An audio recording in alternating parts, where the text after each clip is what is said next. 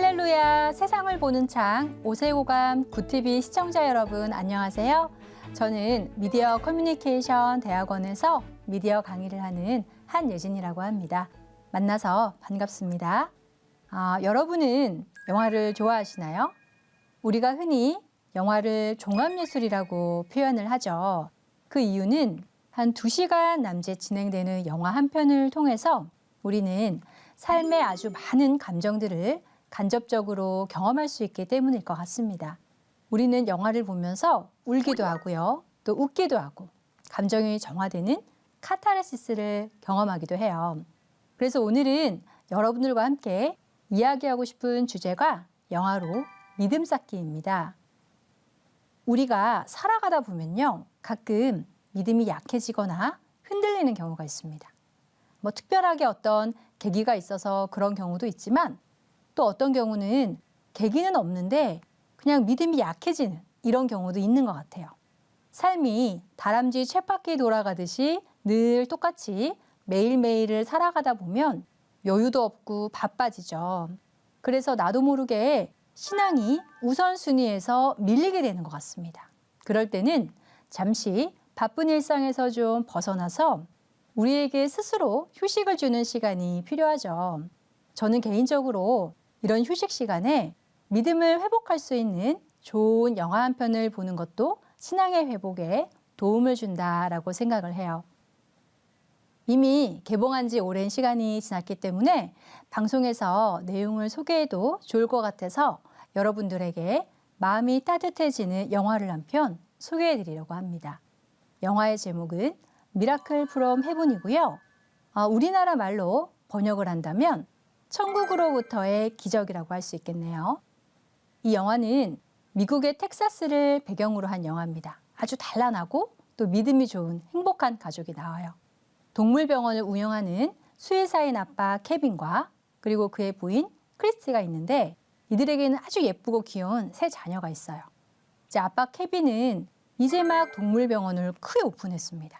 그리고 엄마 크리스티는 믿음이 아주 신실해서 주일에는 온 가족이 교회를 가서 설교를 듣고 또 교인들과 교제를 하는 것이 즐거운 낙인, 어떻게 보면요 부족할 것이 하나 없는 그런 가족이에요. 그런데 어느 날 이 둘째 딸 애나가 밤에 갑자기 구토를 하는 겁니다. 그래서 그날 밤에도 응급실에 가고요. 그리고 병원에서는 별일이 또 아니라고 하는 겁니다. 그냥 위장약만 처방을 해주고 돌려보내는 겁니다.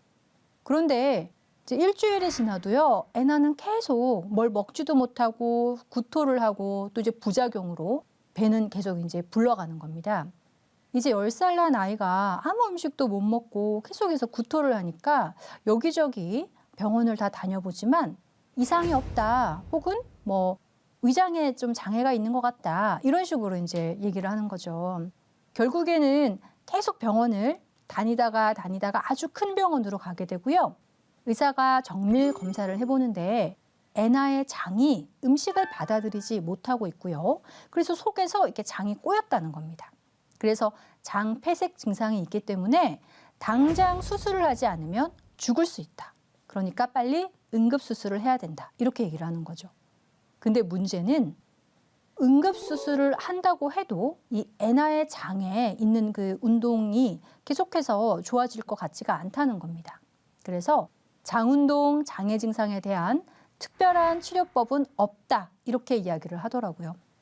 그러니까 두뇌에서 이 장에게 소화를 시키라고 신호를 보내야 되는데 이 신호를 보내지 못하고 있고요. 따라서 평생 음식을 먹을 때는 이제 튜브로 음식을 섭취해야 된다. 이렇게 이야기를 한 거예요. 정말 마음이 무너지는 청천벽력 같은 소식이죠. 근데 여기서 하나의 희망이 있다면 이제 이런 특이한 소아들의 병에 대해서 잘 아는 보스턴에 있는 너코 박사라는 의사를 만날 수 있게 소개서를 써준다. 이렇게 이야기를 한 거예요. 그런데 이제 또 문제가 있는 게요. 이 원인을 모르는 소아병을 가진 환자가 전 세계에서 이 보스턴의 너코 박사한테 다 몰려오는 겁니다. 그래서 진료를 보려면 1년 넘게 기다려야 된다. 이런 얘기를 들은 거죠. 그래서 이제 애나는요. 응급수술을 받았음에도 불구하고 하루아침에 튜브를 끼우고 살아가야 되는 신세가 됐어요. 매일 이제 장폐색 때문에 배가 아프고요. 상태가 점점 이제 안 좋아지는 겁니다. 그러던 어느 날 주일에 교회를 갔는데 주변에서 이제 애나의 엄마 크리스트에게 이런 말을 해요. 아, 오랜 시간이 지나도 애나가 병이 안 낫는 거 보면 이 뭔가 애나의 죄나 혹은 엄마 아빠의 죄나 가족 사이에 드러나지 않는 죄가 있는 것 같은데 한번 그런 부분을 점검해 보셔야 될 것 같아요. 즉, 이 말이 무슨 의미인가요? 죄가 있기 때문에 애나가 아프다. 지금 이런 의미죠. 이 말을 듣고 집으로 돌아온 애나의 엄마 크리스티는 다시는 교회에 나가지 않겠다. 이렇게 이제 남편 케빈에게 선언을 하게 됩니다. 여러분 혹시 그 주변에 어떤 사람이 갑자기 일이 좀 안 풀리는 걸 보거나 혹은 누가 아프다 이러면 어떤 생각이 드시나요? 혹은 나 자신 혹은 가족에게 갑자기 안 좋은 일이 일어나면 내가 죄를 좀 많이 지었나? 혹은 우리 가족이 죄를 너무 많이 지었나? 뭐 이렇게 생각해 본 경우가 있으신가요? 지금 이 방송을 시청하는 분들 중에도 이유 없는 고난을 당하거나 혹은 몸이 아픈 분이 계실 수도 있습니다. 이유 없는 고난을 당한 대표적인 인물이 바로 욥이죠. 성경의 욥기서를 보면 욥은 매우 의로운 사람이다 라고 나와요. 하지만 욥은 모든 재산을 다 잃어버리고요. 자녀도 죽고요. 나중에는 몸에 병까지 생기는 알 수 없는 고난을 받게 됩니다. 이런 욥의 소식을 듣고 찾아온 새 친구들이 있죠. 처음에는 욥을 위로해 주는 것 같았지만 결론적으로는 욥에게 지은 죄를 회개하면 이 모든 고난이 사라질 것이다. 그러니 회개하라. 이렇게 이야기를 해요. 욥의 친구 엘리바스의 진심은 이제 이런 거죠. 욥이 지금 너무 상황이 안 좋으니까 하루빨리 이 어려움을 벗어나기를 바라서 하는 말이에요. 하지만 이 엘리바스의 이 말, 생각하여 보라. 죄 없이 망한 자가 누구인가? 이 말을요. 한번 우리가 잘 생각해 보면 모든 사람의 죄가 결국 사람을 망하게 한다 하는 의미도 있지만 또 반대로 생각하면 망한 사람이나 고난을 받고 있는 사람은 결국 다 죄가 있기 때문이다 라는 의미이기도 하다라는 겁니다. 하지만 욥기서 성경의 마지막에 하나님이 직접 그 세 친구들과 욥 앞에 나타나게 되죠. 그리고 욥의 고난은 욥이 지은 죄 때문이 아니다라는 의미로 욥의 친구들에게 경책하십니다. 성경의 요한복음서에 보면요. 이 날 때부터 소경된 자에 대해서 제자들이 예수님에게 질문을 합니다. 이 사람은 부모의 죄나 혹은 자기의 죄 중에 누구의 죄 때문에 소경으로 태어난 것입니까? 라는 이 질문에 예수님은 이는 누구의 죄 때문도 아니고 단지 그에게서 하나님의 하시는 일을 나타내고자 하심이라 하고 말씀을 하셔요. 하지만 우리는요, 이 누군가가 좀 잘 살다가 갑자기 고난을 당하면 그 사람에게 한번 돌이켜봐. 너 죄를 좀 회개해야 돼. 이런 말을 너무나 쉽게 하기도 한다는 거예요. 그러면서 위로보다는 때로는 상처를 주기도 합니다. 전신 화상의 아픔을 딛고 많은 사람들에게 희망과 감동을 준 이지선 씨의 간증을 제가 들은 적이 있어요. 이지선 씨는 대학교 4학년 때 길을 가다가 갑자기 들이닥친 음주운전자의 차량에 치여서 전신의 절반 이상의 3도 이상의 중화상을 입게 되었죠. 처음에 이제 이런 사고를 당하고 마음이 너무나 이제 힘들었죠. 근데 이 마음을 더 무너지게 하는 말이 있었는데 바로 이 주변에서 해주는 말이었다고 해요. 너가 지금 이런 일을 당한 건 어쩌면 너도 깨닫지 못하고 있지만 너 혹은 너의 집안에 죄가 있어서 그걸 깨달으라고 하나님이 허락하신 걸 수도 있어. 한번 잘 생각해봐. 이런 식의 말이었다는 거죠. 이지선 씨는 정말 많은 생각도 했고요. 또 아주 많은 기도도 하고 하나님에게 이런 결론을 얻었다고 해요. 이것은 사고였다. 누구나 일어날 수 있는 일이고 그게 내가 된 것뿐이지 내가 무슨 죄를 지어서 이런 일이 일어난 것이 아니다. 그리고 그 사고에 대해 집중하는 것이 아니라 그 후에 나에게 일어난 많은 일에 감사하기로 했다라고 이야기를 하더라고요. 하지만 이 처음에 죄를 돌이켜보라는 그런 말을 들었을 때는 이 정말 마음에서 아주 큰 상처가 되었다고 합니다. 마찬가지로요, 이 영화의 주인공 애나의 엄마 크리스티도 이 죄 때문에 아이가 아픈 게 아닌가요? 이런 말을 하는 교회 사람들의 이야기에 이 마음의 문이 닫혀버리고 말아요. 그래서 교회에 다시는 나가지 않겠다. 이렇게 결심을 하게 된 거죠. 우리는 좀 힘든 일을 당하는 사람들에게 나도 모르게 함부로 좀 판단을 하거나 혹은 마음을 상하게 하는 이런 말을 해서 좀 그 사람에게 더 안 좋은 상황을 만드는 경우도 있는 것 같습니다. 우리가 고난당하는 사람에게 줄 수 있는 가장 좋은 위로는요, 그저 옆에서 함께 슬퍼해 주는 것이고요, 또 함께 기도해 주는 것이라는 걸 잊지 말아야 될 것 같습니다. 어쨌든 이제 이 엄마 크리스티는 딸 애나를 살릴 유일한 희망이라는 그 보스턴에 있는 너코 박사를 만나려고 계속해서 시도를 합니다. 하지만 항상 이 돌아오는 답변은요, 9개월을 대기하세요, 이런 말인 거예요. 더는 안 되겠다라는 마음에 이제 엄마는요, 이 텍사스에서 보스턴으로 그냥 무작정 이 너코 박사를 만나러 가기로 결심을 합니다. 그리고 딸 애나와 함께 비행기를 타고 아동병원에 도착합니다. 보스턴에. 그리고는 이제 접수대에 가요. 그리고서는 너코 박사를 만나고 싶어요 라고 이야기를 합니다. 그러니까 당연히 접수원은 예약은 하셨나요? 이렇게 묻죠. 이제 크리스티가 제가 예약을 못했는데 제가 아주 멀리 텍사스에서 여기 보스턴까지 왔고요. 지금 제 딸이 너무 아파요. 제발 너코 박사를 만날 수가 있을까요? 하고 이제 간곡하게 부탁을 해요. 하지만 이 접수원도 입장이 있잖아요. 1년 넘게 전 세계에서 대기하고 있는 사람들이 있을 정도로 이 예약이 너무 많이 밀려 있는 겁니다. 그래서 접수원이 제가 어떻게 해줄 수가 없어요 라고 이제 죄송하다고 이야기를 합니다. 근데 엄마 크리스티가 다시 한번 간곡하게 호소를 해요. 근데 이제 이 접수원이 사실 제가 이 병원에 온 지 이제 2주밖에 안 됐어요. 근데 제가 마음대로 하다가는 제가 해고를 당할 수도 있어요. 제가 도와줄 수가 없네요. 죄송합니다. 이렇게 이야기를 하는 거죠. 혹시라도 빈자리가 나면 연락을 달라고 이제 크리스티는 이제 정말 그 신뢰 같은 희망으로 부탁을 하고 이제 병원에서 그냥 나올 수밖에 없었어요. 그런데 다음날 정말 기적같이 이 접수원이 전화가 오더니 혹시 다음날 아침 7시까지 오실 수가 있나요? 하고 물어보는 거예요. 그래서 극적으로 크리스티와 애나는 너코 박사를 만나게 됩니다. 그리고 이제 치료도 시작되고 수술도 이제 시작이 됐어요. 2주에 한 번씩 이제 텍사스에서 보스턴으로 비행기를 타고 왔다 갔다 하면서 이제 수술도 받고 치료도 받는데 문제는요. 뭐 여러분도 잘 아시겠지만 이 한 번씩 왔다 갔다 하는 병원비와 이 치료비가 만만치가 않았겠죠. 그러다 보니까 이제 돈이 점점 없어지는 거예요. 그리고 이제 엄마 크리스티도 그렇다고 해서 이제 애나가 차도가 생기면 참 좋았을 텐데 차도가 없다 보니까 이 신앙을 점점 잃어가는 좀 절망적인 상태에 빠지게 됩니다. 거기다가 이제 아빠 케빈하고 집에 남은 두 딸, 이제 엄마 없이 살아야 되니까 또 얼마나 힘들겠어요.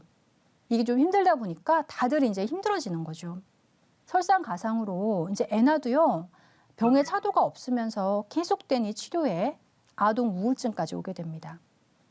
애나가 보스턴에서 지금 우울증에 빠져 있다라는 말에 텍사스에 있는 아빠 케빈은 두 딸과 함께 보스턴 병원에 가서 좀 애나를 기분 좋게 해주고 싶어서 이제 공항에 가서 비행기 티켓을 끊으려고 했어요.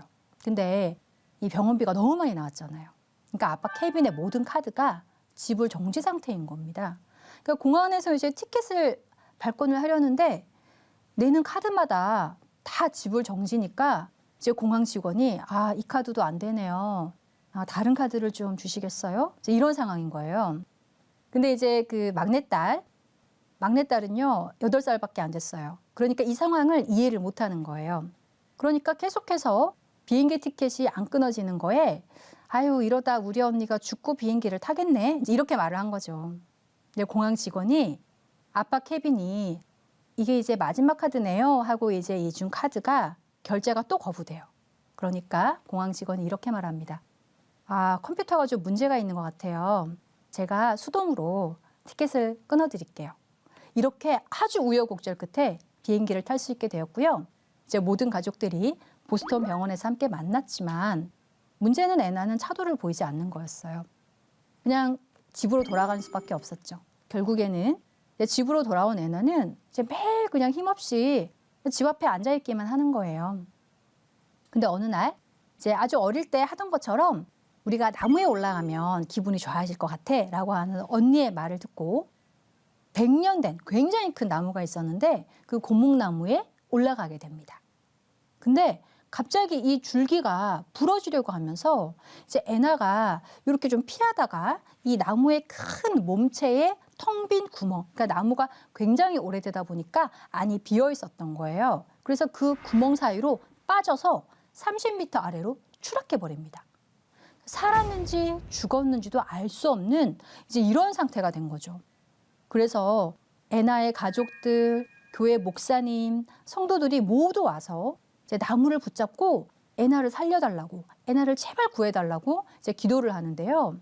소방대원도 오고 이 사건이 너무 좀 이제 크다 보니까 그 지역에 막 뉴스에 신문 기사에도 나오고 이렇게 된 거예요. 어쨌든 한참 후에 애나가 구조가 됐습니다. 그리고 병원에 실려갔는데 놀라운 건 30m 아래에서 떨어졌는데도 부러진 것도 없고 아주 가벼운 찰과상만 있다고 의사가 굉장히 놀라워하는 거예요. 근데 여기서 이제 더 놀랄 일이 일어납니다. 그날 이후에 애나가 뭐 진통제나 혹은 소화제나 이렇게 애나의 소화를 돕는 약을 먹지 않았는데 음식을 그냥 잘 먹고요. 잘 뛰어다니고요. 항상 이 부작용으로 부풀어 있던 배가 쑥 들어가서 정상이 된 거예요. 이 모습에 이제 엄마 아빠가 굉장히 놀랐겠죠. 그런데 애나가 이렇게 말을 하는 겁니다. 하나님이 저더러 괜찮을 거라고 했어요. 이제는 더 아프지 않을 거라고 했어요. 이렇게 얘기를 하는 겁니다. 애나의 말에 의하면 나무에 떨어졌을 때 이 영혼이 빠져나가서 하나님과 대화를 했다는 거예요. 이제는 아파서 저는 더 이상 제 몸으로 돌아가고 싶지 않아요. 이렇게 애나가 말을 했더니 돌아가면 다 나아 있을 것이다 라고 하나님이 말을 했다는 거죠. 이제 엄마 크리스티는 이 애나를 데리고 너코 박사에게 갑니다. 그리고 이제 상태를 보여주는 거예요. 근데 애나를 다 검사한 너코 박사는 의학적으로는 뭐라고 제가 설명할 수가 없습니다. 하지만 애나는 이제 모든 병이 다 나았습니다. 이렇게 얘기를 하는 거죠. 여러분, 지금까지 들려준 이 영화의 스토리가 좀 어떠신가요? 굉장히 좀 재미있고 감동적이긴 한데 이 마지막에 갑자기 나무에 떨어지더니 병이 다 나았다고요? 그 대목에서 조금 스토리에 비약이 있는 것 같습니다. 혹시 이제 이런 생각을 하시는 분이 있나요? 제가 들려드린 이 이야기는 실화를 영화로 만든 거예요. 그래서 이 모든 이야기는 미국의 한 가정에서 일어난 실제 사실입니다. 굉장히 놀라운 일이죠. 그래서 이 이야기는 굉장히 놀랍기 때문에 이 나무에 떨어졌던 소녀가 갑자기 불치병이 다 나았다라고 뉴스로도 보도가 되었고요. 애나와 크리스티는 유명 인사가 됩니다.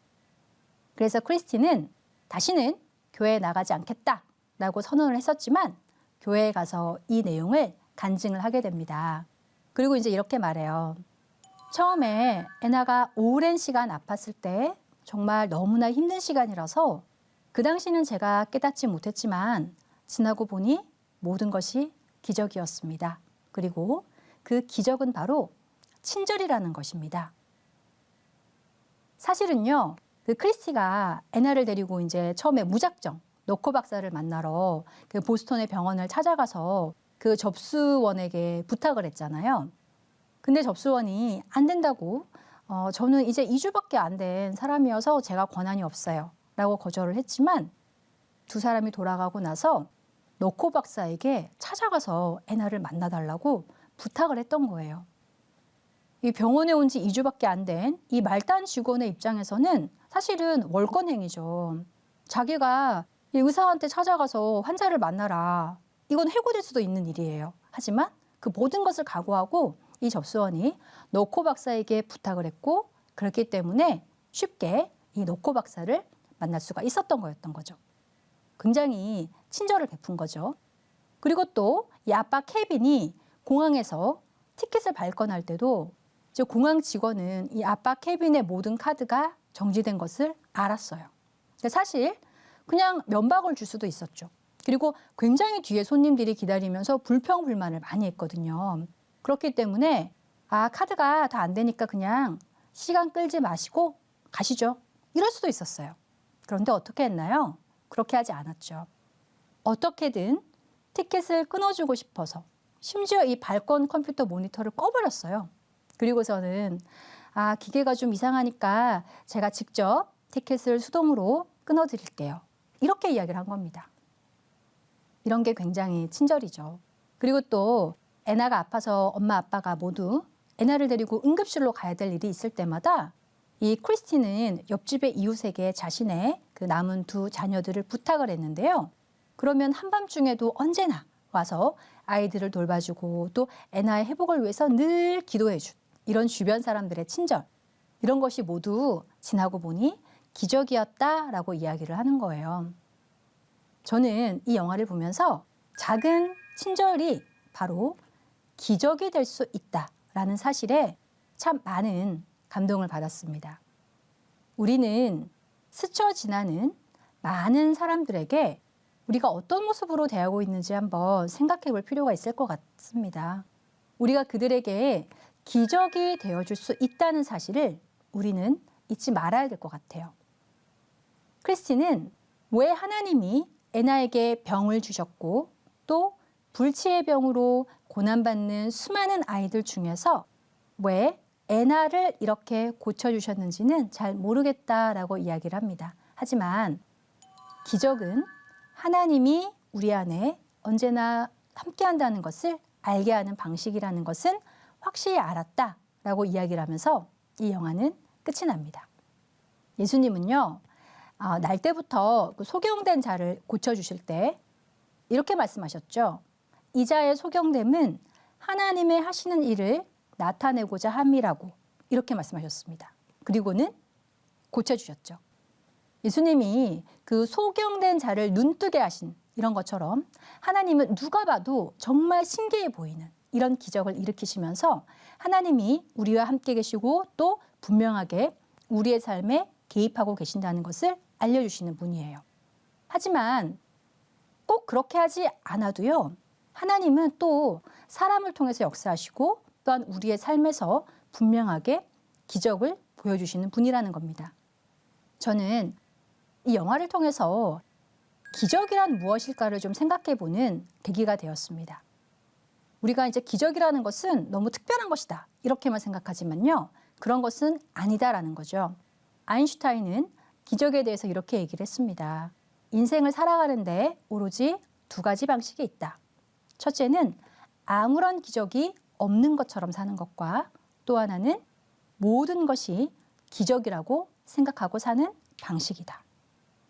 우리는요, 매일을 살아가는 동안 이 똑같은 일상이 반복되면 뭔가 좀 특별한 일이 일어나기를 바라요. 그리고 뭔가 좀 새롭고 특별한 이런 일이 일어나면 그것이 또 나에게 좋은 일일 때 우리가 그것을 기적이라고 표현하곤 합니다. 하지만 어제와 똑같은 평안한 하루를 오늘도 보내고 있다는 것. 삶에서 아무 일도 일어나지 않고 매일매일을 평안하게 살 수 있다는 것도 기적이라는 것을 깨닫는 순간이 있죠. 그때가 언제인가요? 바로 어제 누렸던 잔잔하고 아무 일도 일어나지 않은 일상을 더 이상 누리지 못할 때예요. 영화에서 보면 애나가 갑자기 이 원인도 모르게 아프면서 어떤 음식도 먹을 수 없게 되잖아요. 그걸 보면서 우리가 사실 매일 맛있는 걸 먹는 것이 당연하다라고 생각하지만 우리가 음식을 먹고 소화할 수 있는 것도 당연하다고 생각하지만 누군가에게는 기적이라는 겁니다. 그래서 생각을 해보면요. 삶의 그 매 순간이 전부 다 기적인 거예요. 이렇게 좋은 영화 한 편은요. 우리에게 굉장히 많은 것을 생각하고 또 깨닫게 해주는 힘이 있습니다. 그래서 선교사님들이 각 나라에 가서 이 예수님이 어떤 분인지를 설명을 하려고 할 때 어떨 때는 이게 100마디 말보다 예수님에 대한 영화 한 편을 딱 보여주면 현지인들이 금방 이해를 한다고 해요. 영화라고 하는 것은 이 시청각 자극을 통해서 스토리를 알려주죠. 그렇기 때문에 그냥 이야기를 들려주는 것보다 훨씬 더 빨리 이해가 된다라는 겁니다. 그래서 기독교 영화는 선교의 도구가 될 수도 있고요. 또 복음을 전하는 통로가 될 수도 있습니다. 또한 우리가 이렇게 좀 믿음이 약해지거나 좀 흔들리는 경우에 이런 영화를 통해서 우리의 믿음을 다시 한번 잘 회복하는 계기가 되기도 합니다.